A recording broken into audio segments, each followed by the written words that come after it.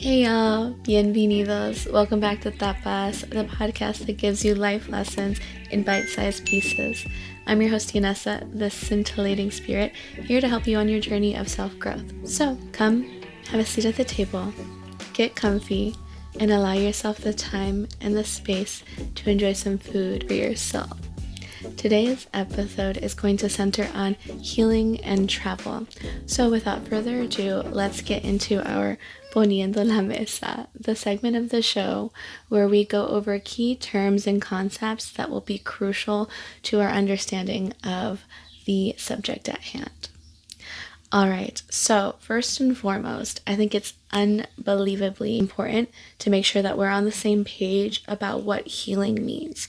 So healing is traditionally understood as to make one healthy or whole, or to make something healthy or whole. Here on today's pod, we're going to see it as the act of bringing light to the parts of you that have previously been in the dark, and choosing to love, integrate, and or prune those pieces of you so that the whole of you can flourish. So for me, that really means seeing and accepting all pieces of you. I think it is important to note that there are going to be the pieces that you bring the light to and that you see and you accept that it is a part of you and that you recognize it may no longer be of service to you. And so that might be something that you choose to prune, right? In the same way that when gardening, you may need to prune certain aspects of a plant so that it can grow back healthier. There's not to say that that's like to get rid of or to cast judgment on. I think when doing that, no one is grabbing the shears and cutting off what is no longer needed and being like,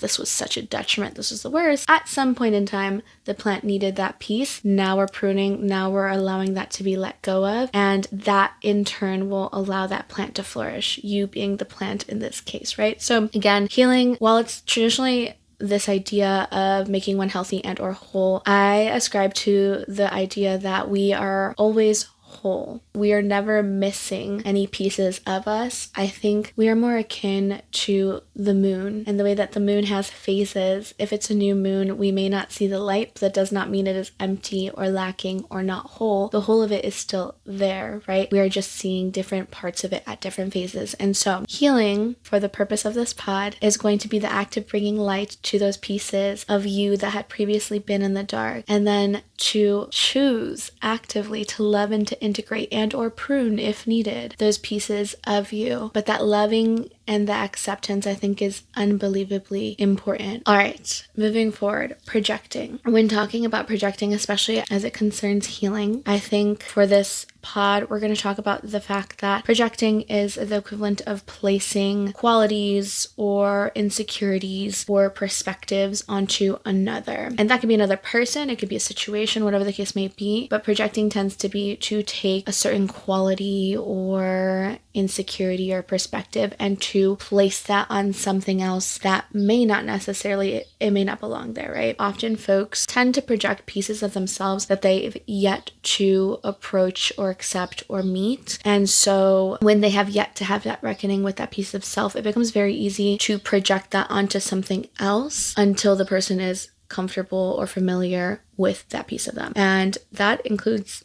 all of us, right? We have all at some point in our life projected and been projected onto. But so when we talk about projecting in this pod, we're going to look at it as that, as placing a perspective or a quality or an insecurity onto something or someone else. Next up, we have trigger. It's a very vocab dense episode. So trigger, and as somebody who speaks these languages, anytime I've had these conversations and the other two, I've always had such a hard time expressing what trigger means because the actual literal translation of trigger doesn't necessarily translate. But anywho, that is an aside. Trigger, for the purpose of this pod, is going to be when the qualities of something or someone hit a pain point within us. I'm purposefully defining this as a quality as opposed to the thing or the person itself. So instead of being like this person or this thing is a trigger, recognizing that there's a certain quality of that person or of that thing that is hitting a pinpoint and not the person or the thing themselves. And that's primarily because it's rarely ever the actual person or the thing itself that is the trigger. It almost always is some aspect of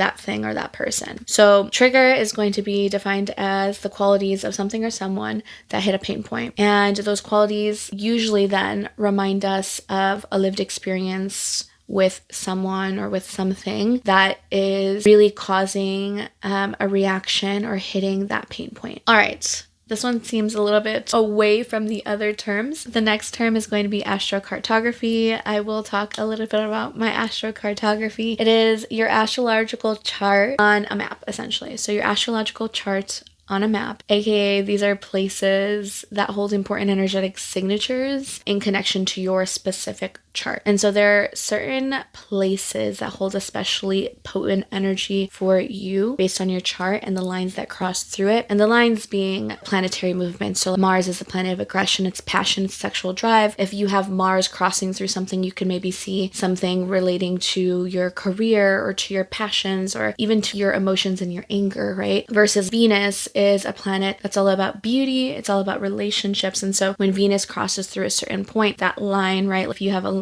Venus line crossing through a place, that might be an especially important place for you to foster relationships or to really get into your creative drive and the beauty of things. With this in mind, it would make sense that healing can be especially potent when traveling because we all have these lines that cross through various points of the earth based on our own astrological chart. And we will talk about that a little bit more within the pod. All right. And finally, another one that feels maybe astray from the other terms that we've mentioned so far, or perhaps not as blatantly obvious compared to things like trigger or projecting, is family constellation therapy. I have never actually practiced this, so this is simply a reference point. I will reference it later in the pod, but I want to make sure we all know what it is before we get into it. And so at its core, it's essentially this exercise that helps to explore family dynamics and emotional entanglements with families to foster healing and understanding. And it usually uses role play as a way to reveal subconscious influences that are affecting current relationships and behaviors. And so the idea is this can help bring clarity and healing to relationship dynamics. Generally, there's usually people who volunteer to participate in this, and the process of that we won't get into too many details about, but at its core, it's essentially a role-playing practice where volunteers come into this space to help whoever the person, the queerist, I suppose, the person who has the question or the things that need to be healed, to help them really see these different subconscious dynamics that could be affecting their present-day relationships. So with that, those are our key terms for this episode. This one was a little bit longer than last episode's, but hopefully it'll set the foundation for the rest of the pod. All right, y'all, let's get into our basics, our pan y tomate of the subject. So I broke this up into essentially 3 key things. I think the first is that there is a distinction between traveling to heal and healing while traveling. And so let's get into the former. Traveling to heal generally can look like retreats, going to workshops, attending things like family constellations, or doing some type of medicinal thing. Somebody might go to Peru, right, for a healing experience with the plant medicine of ayahuasca. As I mentioned with the astrocartography, there is such a correlation between healing and traveling, and it can be very potent. And so there are many people who will go out of their way to travel to heal, and that could describe you. Maybe you're somebody who has been considering that. I do think that that is something that is especially powerful. It's especially potent, and I think when done with that kind of intentionality, it can be so beautiful because you have so much more support. You tend to be going to spaces with like-minded people who are there for the same express purpose of healing, and that makes that process so much more supported, I feel. Because I think that healing is definitely very difficult, worthwhile, but difficult work. It is not necessarily something that you're like, oh, well, I got this little retreat in Peru, and so now we're all good, we're golden. I'm going to go there. There's going to be a group of people who are also healing, and we're just going to zip, zap, zoom, you know? No, healing is still very exhaustive. It requires a lot of our energy. It requires a lot of our maintenance and our regulating and our bringing that light to something, to multiple things perhaps, that have never seen the light of day before. And that can be shocking, and that can be jarring, and that our ego can really struggle with that, regardless of whether you're going with the intentionality and the express purpose of a healing retreat, or whether you so happen to heal while traveling, which we'll get into in a second. But traveling to heal, rather, I think is something that is very beautiful. I think it's really cool to be in a community of people who are going for that same purpose. I think it's also really helpful to have essentially all of your decisions kind of made for you. Now, that's not always the case, but a lot of these retreats and workshops and constellations and things of that nature, a lot of these have the decisions already made for you. The hard decisions of where you're sleeping, your accommodations, what food, dietary restrictions, the schedule, all of those things, they've usually been very meticulously thought through and set up for you to optimize the experience for you in the most incredible ways. And so if it's a healing retreat for a week, they're likely going to be building in time for you to recover. They're likely going to have resources to help you with that recovery and options to do that. They're likely going to be feeding you whole foods that are going to really supplement this healing, because also depending on the type of the healing that you do, and if you're also incorporating medicines, your body's going to react in certain ways. Our bodies really do keep a score. And so a lot of that piece of it, right, that tends to be thought through and handled for you on your behalf, which allows you to focus your brain power and your energy simply on healing. And simply, again, it's not an easy task. I don't want to imply that to go on a retreat like this would be to make the healing easy, so much as it is to make it supported. It's to help you have the support in the most beautiful ways. And so I think it's really beautiful to travel with the expressed purpose of healing, because it really does give you that space to connect with other people, to be in the energy of other people who are like-minded, which is also inspiring and helpful and supportive in its own right. And then on top of that, to have all these other decisions, these maintenance things decided for you, already prepared for you, and just really thought through for you, that allows you to really heal. And it tends to be a very controlled environment, you know? These retreats likely are not happening, these workshops are likely not happening in the middle of a bustling city. It's likely been very intentionally placed in some type of secluded area, in something that's likely grounded in nature in some way, shape, or form, whether it's adjacent to the water, depending on the type of healing, or whether it's within the mountains, depending on the type of healing. But yes, all of that to say, there is traveling to heal, which is everything that I just described. And then there is healing while traveling. And let's get into healing while traveling, because I've done a lot of that. I have not necessarily had a lot of experience with the former that we just discussed. I've been on one journey, like I've traveled once when I was in Thailand to a meditation retreat, and that was beautiful. And we can perhaps talk about that another time. I don't know why I didn't think to outline that in my notes for myself of what we were going to discuss today. Perhaps we'll discuss it later when we get to that piece of the pod. But a lot of my healing has come together in the form of healing while traveling, as opposed to traveling to heal. And so generally, healing while traveling it's not something you asked for. It's not something that you sought out. It doesn't have any of the things that we just mentioned in terms of all of the supports and all of the decisions and things kind of made for you, and this focused intention on simply healing without any of the other factors. That generally is not it. Generally, the circumstances, the people, whatever, present a trigger for you.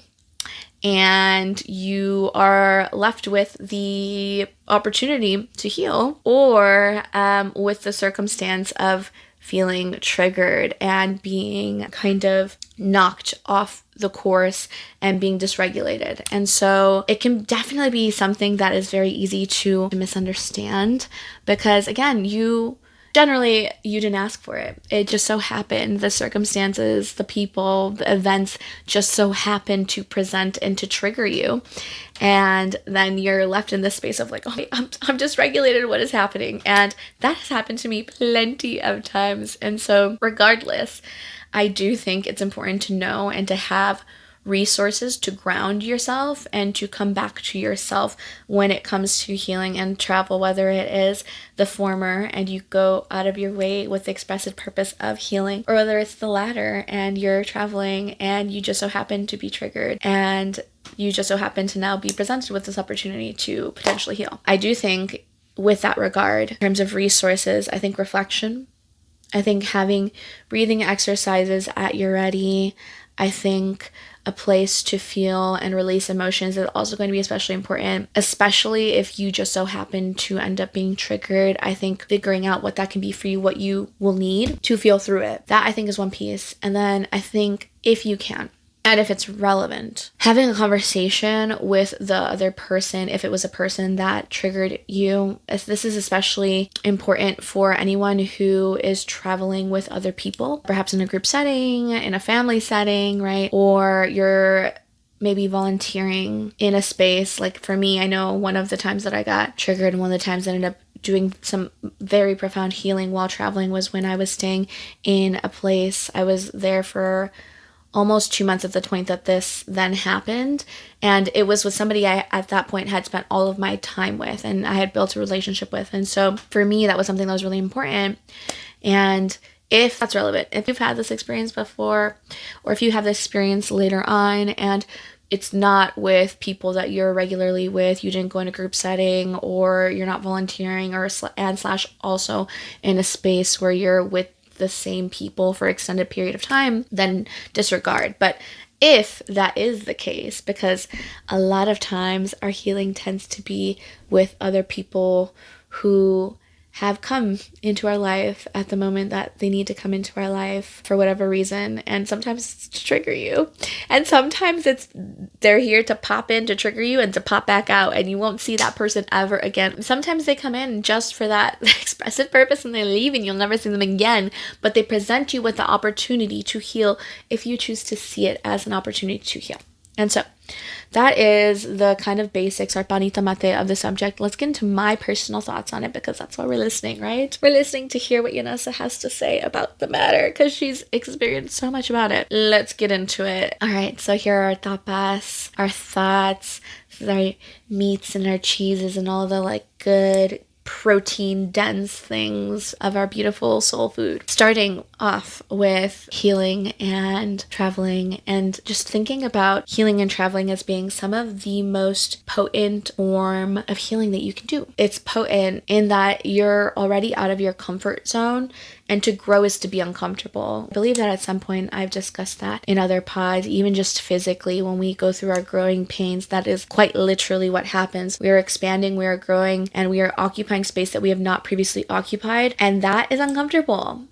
When you're stretching out, when things are growing, it's itchy, it's uncomfortable. We don't know, we're taking up spaces, we're trying to figure out how to move in ways that we haven't before. And so to compound that growth, that uncomfortability of growth, with also being not at home, out of your comfort zone, potentially in a completely new place that you've never been, maybe speaking a different language, or being surrounded by people who speak a different language that maybe you don't speak, right? By virtue of you already being out of your comfort zone, it can feel a little bit like, okay, well, we're already in it, might as well, like what's one more uncomfortable thing at that point? So I think that that's a piece of it. I also think because of that, because you are in a foreign space, it invites you to come back within yourself, and it really becomes this opportunity to anchor yourself and to ground yourself and to give yourself the opportunity to see how the resources that you've accumulated, your different tools that you've started to put into your little tool belt, can be of service to you in this time in your life where you're healing and also traveling. And so I think that that's one piece. I think another thing, and this, we're going to come back to our astrocartography because I'm an astrology girly. Hey, we're still learning. We're still very much learning. Matter of fact, I have my whole big book here. She's a dense, my Parker's astrology. We have not gotten very far into it. I am a meticulous note taker, and so she's been going through it. I actually also have Chani Nicholas's book here, so we're still very much like in the throes of learning astrology. I know that my friends kind of, you were born for this. Hey, Jenny Nicholas. Little influencer moment. I'm not sponsored, but if you want to sponsor me. I also love the Chani app. Again, not sponsored, but if you want to sponsor me. But I'm an astrology girly through and through. She's still very much learning, and that's exciting. I love to be a student again. But we're going to bring healing and astrology together because I think, again, there's so much potency there. And I think it's silly for us teeny little humans on this teeny little planet in this teeny little galaxy among who knows how many galaxies, because the little fraction of what we know in and about this universe compared to the expansive and limitlessness of this universe is insane. And to think that us teeny little humans on this teeny tiny floating rock in this teeny fucking galaxy are not influenced by the much larger bodies that surround us, I think that that's silly. I think you can think whatever you want about astrology, but I think to think that you are completely autonomous and uninfluenced, because we're autonomous to an extent, but to be uninfluenced by these big planetary bodies, you're telling me that moon that pulls and pushes the tides of the ocean, mind you, 70% of us is made of water. The majority of this planet, I also want to say 70%, that might not be accurate though, but the majority of this planet is also covered in water, and that moon can push and pull the tides of the oceans that make up the majority of this world, but it has no influence on you, who's also 70% water? Please. Anywho, if you're with me on this pod, I assume that in some way, shape, or form, you've acknowledged the existence and the influence of astrology, even if you don't wholeheartedly ascribe to it. I'm sure if you are here, you found yourself here on my pod, you're of my people, you're of my community, you're in proximity to it, and we love that. And so, all of this to say, let's get into astrocartography and healing. So, if you want to plan a healing trip, I think that it's great. I think look up your chart, and you can look this up online. I believe that the website that I used is astro.com, and I'll put it like here. That you can Google, you can Ecosia, because I still haven't figured out how to get rid of the AI feature of Google, so I've been using Ecosia. And Ecosia also plants trees every time you do a search. So again, not sponsored, but if you'd like to sponsor me, but also like sponsored by the earth, because when you do your searches there, again, they plant trees. So yes, a little energetic exchange. But you can look up, essentially in whatever search engine that you use, astrocartography, a free chart or something. And I use astro.com, and it'll pull up with your natal chart. You'll have to put in the date, the time, where you were born, so that they can calculate that for you. But then it produces your chart on an atlas.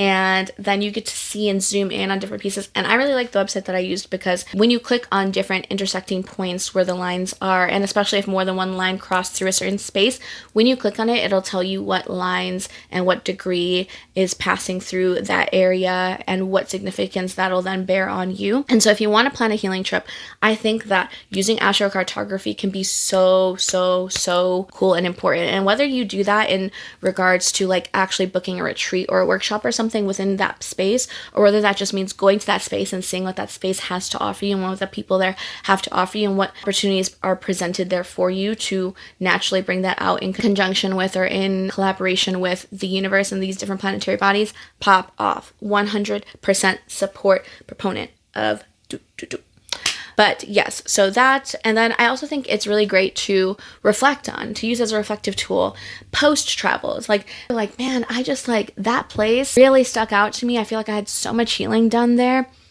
Let me look at my chart. Do I have any lines passing through or near that space that could explain or give me more perspective to this, right? If you had a lot of healing conversations and relationships happening in a certain area, and then you have a Venusian line crossing through, then it's like, oh, that makes sense, right? Or if you were just really struggling and you couldn't even put your finger on why you were really struggling, and then you go and you see you have a Saturn line crossing through or near that space, it's like, oh, that structure was definitely that is a malefic planet, that is a planet that demands a lot of work of you. And so if you're like, oh, I just, and then you can look and get that perspective, and then you can be like, oh, hey, and with that perspective, how can I reflect on what all happened and what I can do with this information now? And so I think it provides a beautiful opportunity to bring perspective that results in more clarity regarding your healing, especially if this is post you healing, you traveling and healing, and then looking back and be like, oh, that was happening.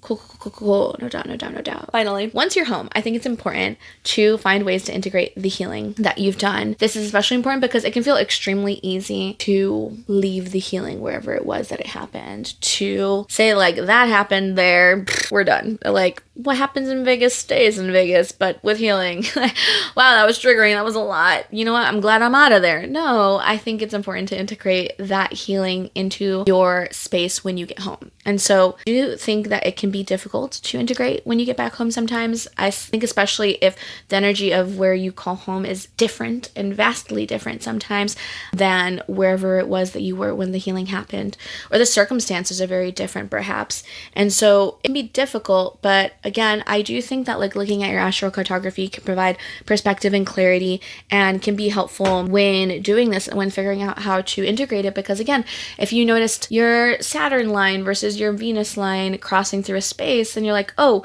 Saturn was crossing through when I was doing that healing, that is all about structure. It's all about the work that I'm putting in and making sure that I'm like following the rules and I have the structure set at hand. And so how can I apply now a structure in my day-to-day life here at home if it's a Saturn line, right? But if it's a Venusian line, then it's like, oh, okay, how can I integrate that healing into the relationships that I hold while I'm here at home, etc., etc. So I think that's especially helpful. But, and I will always be a proponent of this, I think reflection is especially important. And for me, I am a big journal girly. I am all about writing it down. And so if you can, journaling, if that is something that you do, or I know that not everyone is a big writer. That's not your jam. That's not how you process things. Maybe you are a proponent of voice recordings and just kind of talking it out and listening and then listening back to it. Whatever version of reflection that you can do to then figure out for yourself how you can integrate the healing. I think that that's going to be essential to healing and that travel component of it. Because if we're only allowing ourselves that space to heal while we're out in a boot somewhere else, and then we come back and it's like nothing happened, well then, did you do the work? If a tree fell in a forest and no one heard it, did it fall? You know, I don't even know if that's an appropriate drawing of comparison, but my brain thought of it because it's like if the tree falling in the forest and no one heard it is you healing in some distant land and then you come back, like did you do that healing? Did like you come back and you didn't, you know? So make some noise while you're here. You make sure that you bring it back home with you. All right, y'all. So we're going to go into our postre.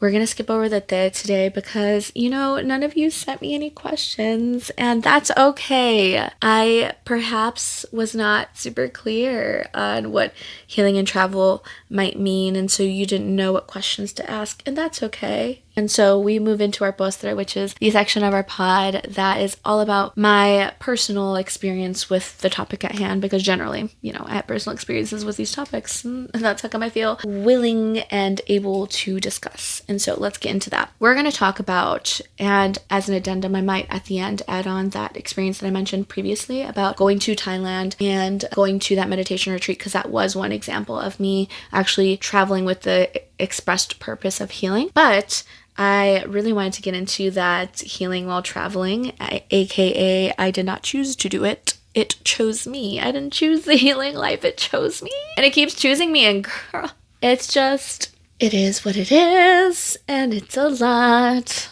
Okay, let's get into it. We're going to talk about Oaxaca. If you've ever mentioned Oaxaca to me, you've seen me just blush and get flushed in the face and just so excited about how much I love Oaxaca. I love Oaxaca. Did you know that I love Oaxaca? Oaxaca, Mexico? I love it. So I love it because it provided me with such, just, if I was a piece of coal, Oaxaca just cracked me open and I am just shining. And I would, for one, would love to think that when I got to Oaxaca, I was already somebody who had done a lot of the work. Listen, I've had this podcast for years before I went to Oaxaca, tell you that much. Been helping people with healing for years. Oaxaca just did something. The energy, I got there, I felt it immediately. I knew that there was something important about Oaxaca and I didn't know what it was. Couldn't put my finger on it yet. And then all of the healing ensued. And then my finger was like, oh, yeah. Okay, cool. No doubt. So let's talk about it. While I was in Oaxaca, I was volunteering and I ended up staying in the state of Oaxaca for actually the majority of the time that I was in Mexico. I was in Mexico for 6 months in the end of 2023 into the first half of 2024. The point is, I was volunteering at a hostel. I volunteered at 2 different hostels actually while I was in the state of Oaxaca, and amazing, love it. If you're ever in Oaxaca, Mexico, 10 out of 10 would recommend Hostal Central. The people there are gems, panes de Dios. O sea, they are honestly just chef's kiss. And the chef, you could kiss the chef. You have her food. You have even one bite of her food, you would want to kiss the chef. She is phenomenal. She even got a little proposal from a Frenchman who was so in love and enamored with her food. But she is happily married, and we love Bere. Anywho, very off topic. So healing in Oaxaca. We got this. Okay, so I was volunteering for about 2-ish months at this one place, Hostal Central, in Oaxaca de Juarez, which is the capital of Oaxaca. And I ended up having an impromptu family constellation there. I say impromptu because, again, usually people sign up for that. And people then take on roles and they help you figure out the subconscious pieces to your family dynamics. None of us went into that willingly. We went into it willingly, I suppose, in that I believe that the universe brought us together at the moments that we were at within our own healing journeys, specifically to trigger one another, then to present the opportunity to heal, and then to present the opportunity to walk out of that with a strong relationship with and among ourselves. And so I was volunteering, and the dynamic that existed within the workspace was I was volunteer, this other person, Benny, we love Benny.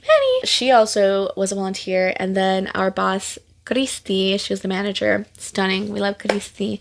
Christy Nation. They are all wonderful, but that's the dynamic. So Christy was the manager, and then Benny and I were both volunteers. And the short of that is that I was there for about 2 months by the time this bubbled up. And we, as volunteers, the hostel has events every single night. And there came a moment where the manager, Christy, essentially had a bone to pick with volunteers participating or not participating in these events. And I know a big part of that was also Christy, while she spoke really wonderful English for somebody who never really took classes, the majority of her learning English was by virtue of her doing these events and working with guests. Her English still wasn't, necessarily 100% fluent. She could communicate, but it wasn't And so with that in mind, volunteers became really important in these events, even if you weren't working that shift, because it was just an easier way for the huéspedes, the guests, okay, English, Spanish, the guests and the volunteers and the staff in general to just connect, and that communication, all that fun stuff. And most people would assume I'm an extroverted person because I am a social butterfly. I thrive. You can throw me in any room with any group of people, no matter the age, and I will find a way. And we will have the best of times. The best of times. We will laugh. We will have the greatest of times. And so when I first came in, I came in balls to the wall, just yes, absolutely, interacting with everyone all the time. And then I know that there was a week in particular where I just my energy was not it, and then apparently no one else was really going, and so my presence, my lack thereof for that week that I was not feeling it, was very notable. And the manager essentially highlights this, and it becomes this thing where she starts to compare me to Benny, and it triggered. It was multiple conversations, it was multiple little comments, and then at one point there was a direct why can't you be like Benny? Benny does this, that, or the third. Or Benny so it's okay if Benny doesn't do this because Benny is Benny and you're you and you need to, I expect you to do these things. And it was just the circumstances of it all threw me back. It threw me into a loop, but it threw me back into teenage Yanessa and what it was like to be a teenager in my home. And this is with when I start to separate myself and do the reflection, because in the moment, listen, I told you, I've done so much healing, and a lot of it was healing my inner child. No one told me you got to heal your inner teenager too. No one told me that was something that you get to do. And I got to do it there. And so I'm sure we can all think back to when we were teenagers, we were angsty, we were feeling everything intensely. And depending on your family dynamics, it can be, my teenage years were rough. And so to be thrown suddenly, to be thrusted back into that state of mind and those insecurities and feelings that I had not felt since I was a teenager, suddenly just being in my face, blaring, it was just so much for me to try to take in. And so I felt triggered by the fact that it seemed like I was being held to different standards than other people. And I realized that I was projecting. When I felt triggered and when I realized that was my trigger, I realized I was projecting, and I realized that like we were, at the time I didn't have the language for it. This family constellation thing was not something I knew about. I would actually learn later from Benny, because she would later participate in a healing practice like that and told me about it. And so I looked into it. And so anywho, now that I have this, I look back and I have that perspective, and that makes sense to me. I'm like, oh, we ended up doing an impromptu family constellation. Like, we didn't go sign up for this. Like, the universe signed us up for us to do that. They're like, surprise, you get to do this. And in that, with that perspective, I was like, I mean, even without the language of family constellation, when I was reflecting on the fact that I was triggered, I'm like, why am I triggered? I'm like, just trying to be reflective. I'm giving myself the space. I start to separate myself from Benny and from Christy. I'm like limiting my interactions, because I realize that anytime I'm even in the room with them, I feel such tension in my chest, and I need to figure out what that was, because I knew it would be unfair of me to act from a place of being triggered without knowing what the trigger was or why it was. And so I started to lean into my breathing practices. I limited my interactions with them. I would keep them really short, which then later on would trigger Benny, and we'll get to that in a second. But so I'm like trying to sort it out.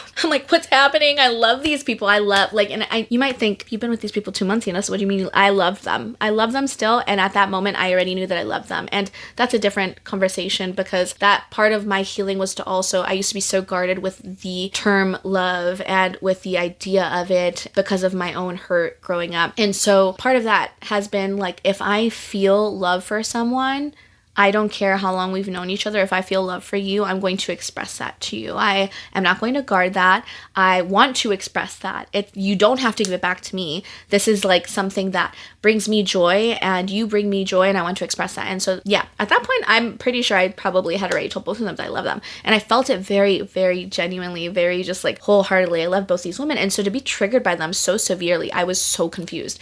And so I'm sitting and I'm reflecting and I'm journaling and I'm going through it. And I finally get to kind of root of it. And in my head, I'm like, oh my God, this reminds me of when I was a teenager. That's when I started to realize, oh my, so there's an inner teenager. She's in there. Look, teenage Anessa, she's in there, and she's being triggered. And she like, I remember growing up, when I was a teenager, I felt so disempowered. Like, I felt like I did not have the language. I felt like I did not have the space.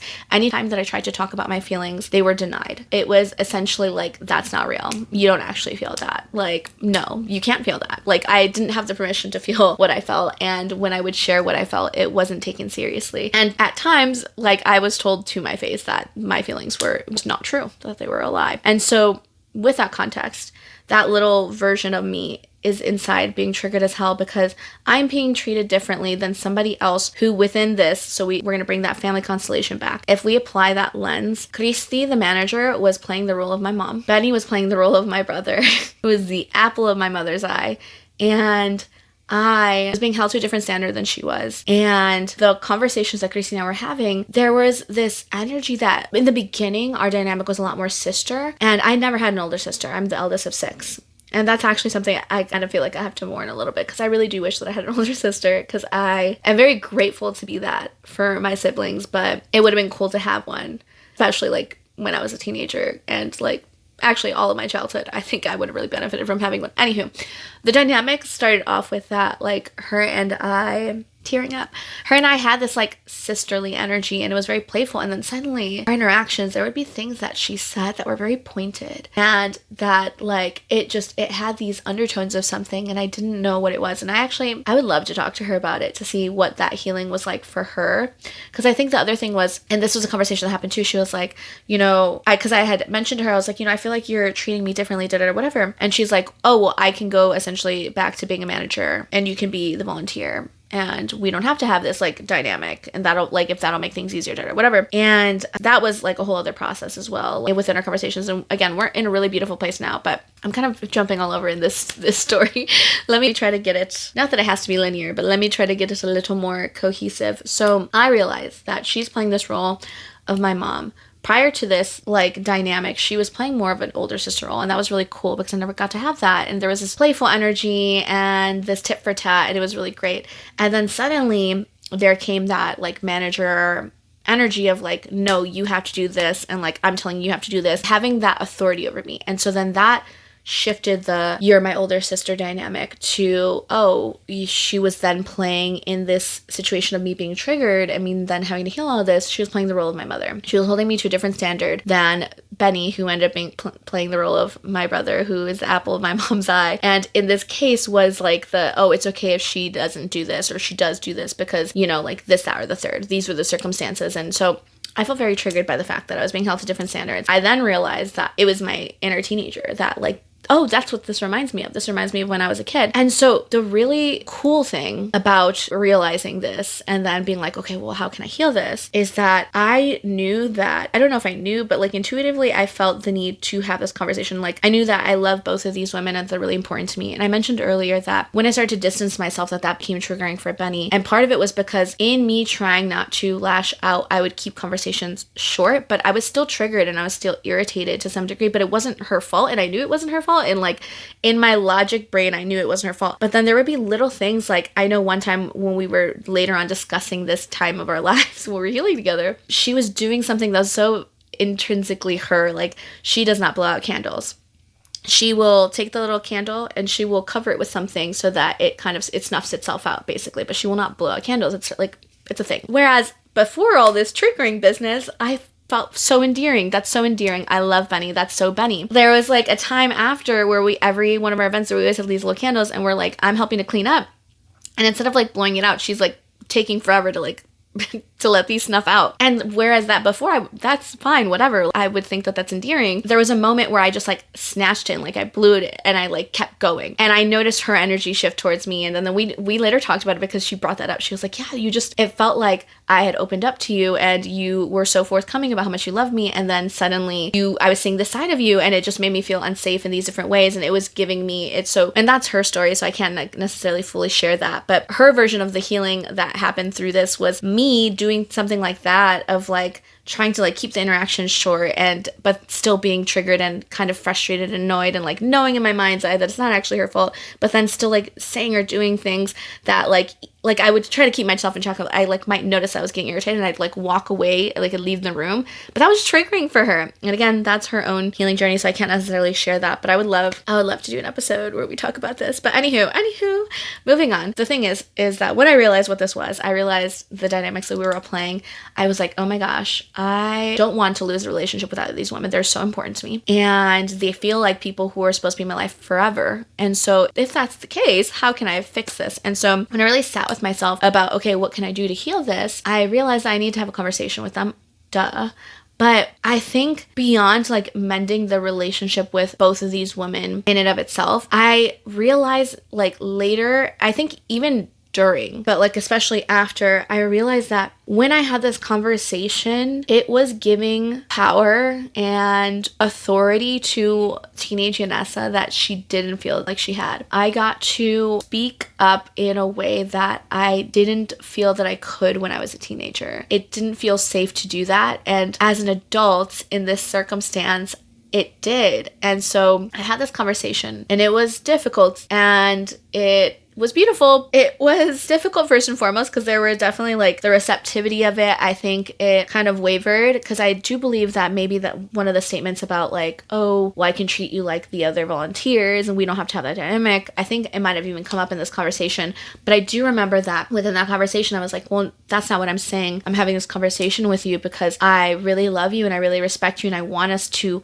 have that dynamic that we had because I really enjoy that dynamic of us feeling like sisters. So that's something that I haven't had before. And so we had this conversation and actually Benny was there. And post this conversation, Benny and I talk about it. And Benny was like, I really wish that I had that ability to have that conversation. It felt so cool to watch you have that conversation and to stand up for yourself. And even though it was hard and even though you were crying and even though in the moment you were not sure if whether or not your message was being received or not, you did it.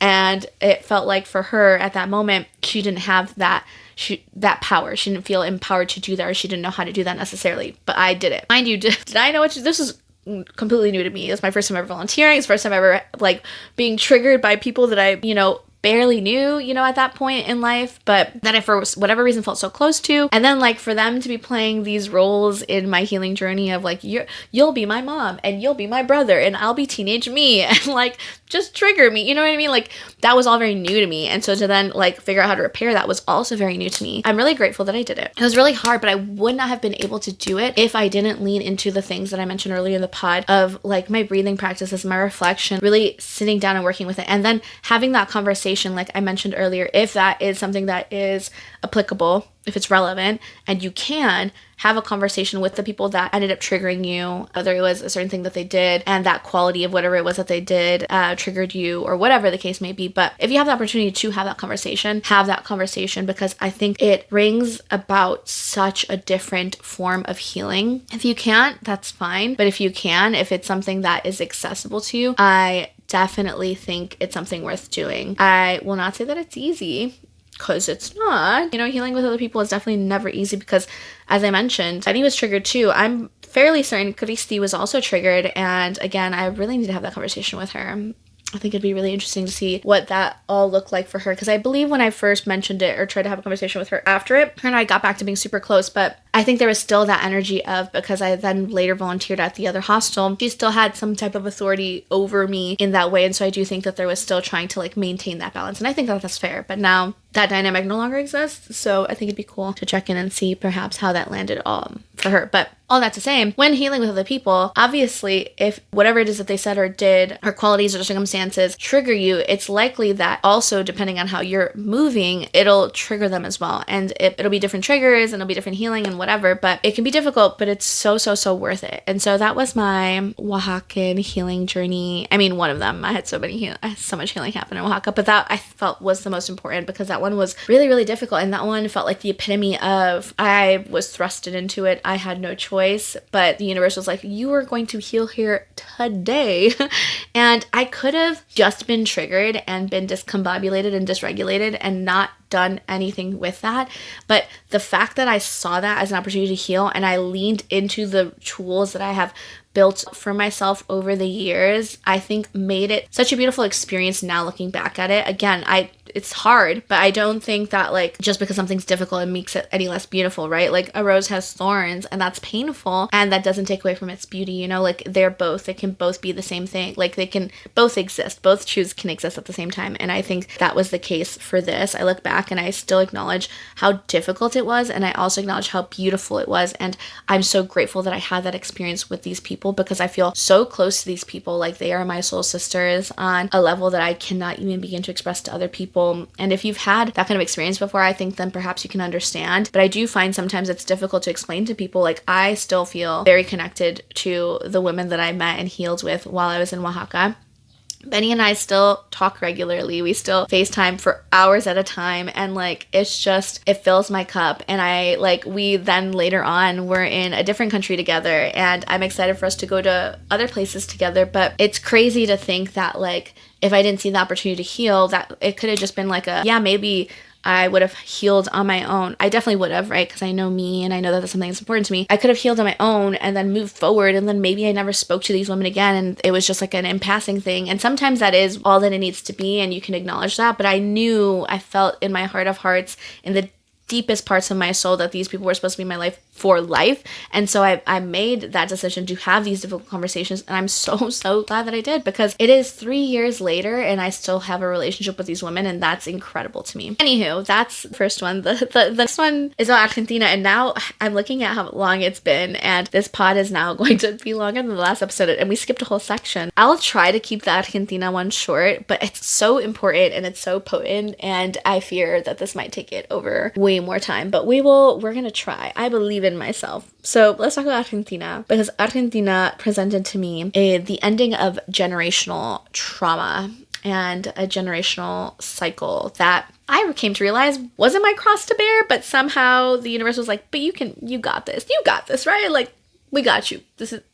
Yes, my ancestors are like, so you're going to be the one who does all the healing for your family. You got this though. Like, we built you up nice. Like, we got you, Anywho, Argentina. So I was in this very brief and very intense fling with a Brazilian while I was in Argentina. And the short of that is that it ended up becoming a dynamic that was very unfamiliar to me because I had never previously dated anyone like this person. I had never been dating and in a relationship in any extent, even in like this fling. I had never been in that dynamic, the dynamic I would find myself in with him. Never had that dynamic before. That dynamic being very emotionally manipulative. There was a lot of projecting. There were a lot of triggers. Some of it he could even recognize. He would say something like, you know, I know that I hate my mom, or like I don't have a good relationship with her, and so I do think that that affects how I see women. And he'd say some stuff like that to me after like saying or treating me in such an emotionally manipulative way, and then like go back to doing something like that. And it's just like, so you're self-aware enough to recognize that the way your mother treated you affects how you now see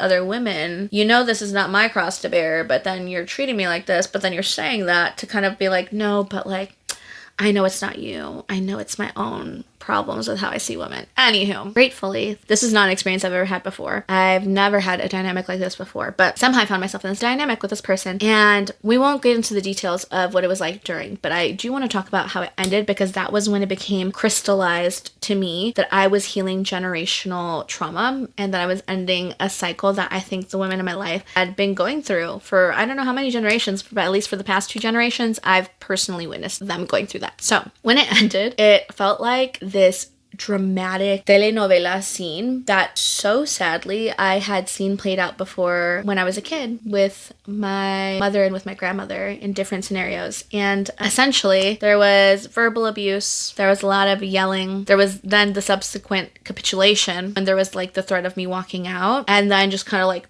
rinse and repeat.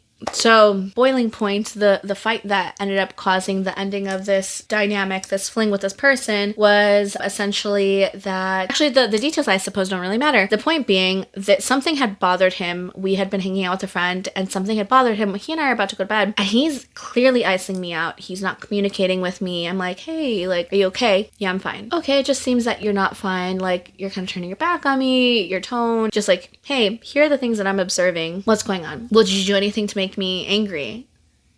And I'm like racking, like I'm going through all of the evening, like, no, like what could I have done? I'm like, no, not that I'm aware of. But again, it seems that something is bothering you, and that makes it seem like there's something that I did that bothered you. And I would love nothing more than to be able to understand what it was so that we can like work through it together, because I don't want to have accidentally hurt you in some way and not, you know, say or do anything about it. It was just like, yeah, if you didn't do anything, then you didn't do anything. Good night. And I was just like, no, because I'm not going to bed like with you angry at me, and slash also then I'm like sitting here racking my brain like, oh my gosh, like what did I do? And anywho, that boils into, he finally says whatever it is that he had to say that was the issue. Something about how my friend and I were speaking in English a lot. And mind you, we had switched back to Spanish multiple times, and he and the friend, who's also Brazilian, spoke in Portuguese a lot. At this point, I didn't speak Portuguese. And at least 1 or 2 points I had asked him about, like, English, and he had, like, kind of made it a no big deal, like, oh, like, he's learning English or whatever. But clearly it bothered him.